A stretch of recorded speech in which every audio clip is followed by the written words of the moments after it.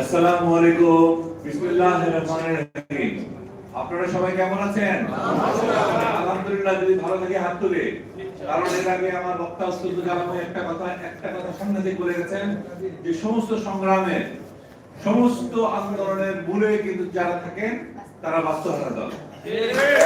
এই বাস্তবহারা দলের পক্ষ থেকে আজকে এখানে ছোট্ট একটা সভা, কিন্তু ছোট্ট সভা যে অ্যাটম বোমের মতো চারিদিকে সারা বাংলাদেশে ছড়িয়ে পড়তে পারে এখান থেকে স্লোগান, সেটা কিন্তু আমরা অনেকেই উপলব্ধি করতে পারছি না।